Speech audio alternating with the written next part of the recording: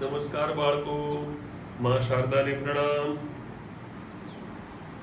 સ્થિત વિદ્યુત સ્થિતિમાન અને કેપેસિટન્સ, સુવાહકોનું સ્થિત વિદ્યુત શાસ્ત્ર. ઓકે, તો એના આ ગુણધર્મો છે. ઓકે, પહેલું એવું છે કે સુવાહકની અંદરના ભાગમાં સ્થિત વિદ્યુત ક્ષેત્ર શૂન્ય હોય.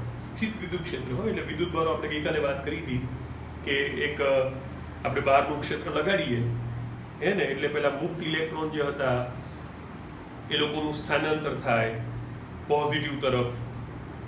આ સાઈડ ધારો કે બહારના ક્ષેત્રનો પોઝિટિવ હોય તો પછી અહીંયા ધન આયનો એકલા પડી જાય, એટલે અંદર એક વિદ્યુત ક્ષેત્ર ઉદ્ભવે જે બહારના ક્ષેત્રની વિરુદ્ધમાં હોય. બંને વિદ્યુત ક્ષેત્રો સરખા થાય ત્યારે ઇલેક્ટ્રોનનું સ્થાનાંતર અટકી જાય, એ સ્થિતિની વાત કરીએ છીએ.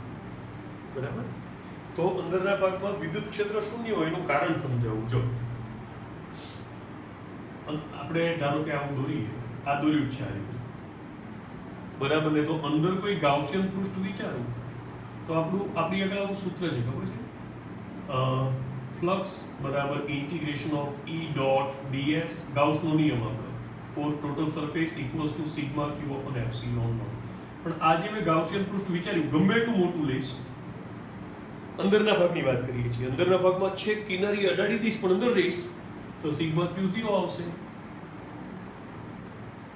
હવે જો E ડોટ ds 0 આવ્યું, માટે ds તો 0 છે નહીં, કઈ ક્ષેત્રફળ તો આપણે લીધું છે એટલે E બરાબર 0 આવે. ઓકે, એટલે અંદરના ભાગમાં બધે વિદ્યુત ક્ષેત્ર શૂન્ય હોય. ઓકે, આની સમજૂતી આપી. બીજું કે સપાટી પર વિદ્યુત ક્ષેત્ર સપાટીને લંબ હોય. બરાબર? સપાટીને લંબ હોય એટલે આપણે આ જગ્યાએ જો સપાટીની દિશા વિચારી તો સ્પર્શક કહેવાય, એને લંબ હોય. કેમ? તો કે જો લંબ ન હોય અને સે ત્રાંસુ હોય, બરાબર કે નહીં?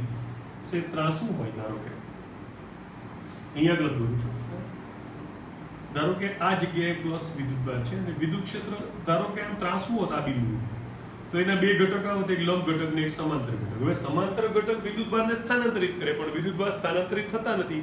આપણે ગોઠવણી સ્થિત થઈ ગઈ છે એવું કહીએ છીએ, એટલે આવો સમાંતર ઘટક હોઈ ન શકે. માટે વિદ્યુત ક્ષેત્ર સપાટી પર દરેક બિંદુએ સપાટીને લંબ હોય. દરેક જગ્યાએ મનમાં સ્પર્શક વિચારો તો એને લંબ આવે. ઓકે, પછી સ્થાયી સ્થિતિમાં સુવાહકની અંદરના ભાગમાં વધારાનો વિદ્યુતભાર રહી ન શકે, કારણ કે હમણાં જ કીધું, બરાબર ને? કારણ કે બધા વિદ્યુતભારો સ્થાનાંતર થયા પછી સ્થિર થઈ ગયા છે. બરાબર? એટલે અંદરના ભાગમાં કોઈ, કારણ કે એઝ અ હોલ સ્ફટિક, આખો સ્ફટિક છે એ તો તટસ્થ હોય, બરાબર ને? એટલે અંદરના ભાગમાં વધારાનો વિદ્યુતભાર રહી શકે નહીં. અંદરના ભાગમાં E બરાબર 0 હોય, કદ ઘનતા બોલો તો કદ ઘનતા 0 હોય. બરાબર? બધા વિદ્યુતભારો સપાટી પર હોય સ્થાનાંતર થવાને કારણે, આપણે બહારનું ક્ષેત્ર લગાડ્યું એટલે, પણ અંદરના ભાગમાં નેટ ચાર્જ 0. બરાબર? સુવાહકના સમગ્ર કદમાં સ્થિત વિદ્યુત સ્થિતિમાન અચળ હોય છે અને અંદરના ભાગમાં તેનું મૂલ્ય સપાટી પરના મૂલ્ય જેટલું જ હોય. જો આ રીતે કેમ એવું? તો કે આપણે આવું શીખ્યા હતા, E બરાબર V/R, પણ E બરાબર તો 0 છે અંદરના ભાગમાં, માટે V બરાબર 0. V શું છે? વિદ્યુત સ્થિતિમાનનો તફાવત છે. વિદ્યુત સ્થિતિમાનનો તફાવત 0 હોય તો વિદ્યુત સ્થિતિમાન કેવું કહેવાય? અચળ. ધારો કે સપાટી પર V0 હોય તો અંદર પણ V0. બીજી રીતે સમજાવો, ધારો કે વિદ્યુત સ્થિતિમાનનો કંઈક તફાવત હશે તો એને કારણે પાછું વિદ્યુતભાર સ્થાનાંતરિત થશે. પણ આપણે તો એવું કીધું કે હવે બધી ગોઠવણ કેવી થઈ ગઈ છે? સ્થિર થઈ ગઈ છે, હે ને? એટલે વિદ્યુત સ્થિતિમાનનો તફાવત નહીં હોય અને માટે બધે વિદ્યુત સ્થિતિમાન સરખું હશે. જે સપાટી પર હશે એટલું જ વિદ્યુત અંદર હશે દરેક બિંદુએ. ઓકે, અને સપાટી પર કેટલું હશે વિદ્યુત ક્ષેત્ર એનું આ સૂત્ર છે.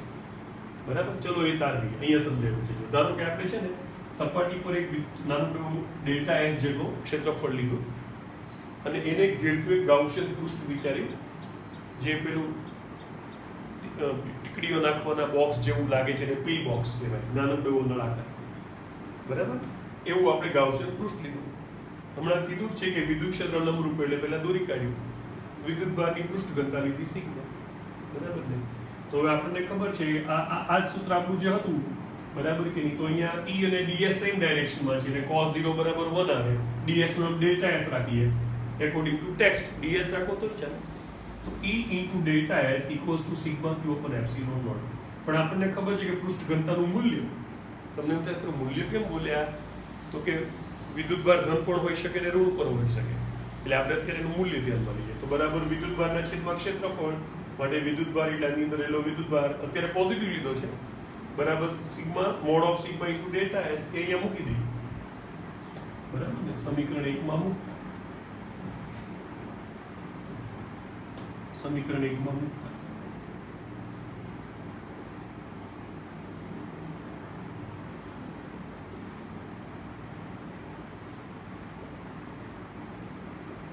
तो E into delta S बराबर आनी वैल्यू मूकी बराबर small sigma into delta S upon epsilon naught delta S उड़ी गया E बराबर mod sigma upon epsilon naught दिशा लंब એટલે આ દિશામાં એકમ સદિશને આપણે n કેપ કહીએ તો વેક્ટર E નું સૂત્ર આવી ગયું sigma upon epsilon naught into n cap આ મોડ કાઢ નાખ્યો જો ધનભાર હશે બરાબર કે નહીં તો n કેપ ની ડાયરેક્શન એની મેળે આવશે અને ઋણભાર હશે તો અહીંયા ઋણ ઉઠશે એટલે માઈનસ n કેપ આવશે એટલે જો સિગ્મા ધન હોય તો વેક્ટર E સપાટીને લંબ બહાર તરફ હોય અને સિગ્મા ઋણ હોય તો વેક્ટર E સપાટીને લંબ અંદર તરફ હોય ઓકે સ્ક્રીનશોટ લઈ લો બરાબર તૈયારી કરજો મને થિયરી લખીને મોકલજો okay I will check it by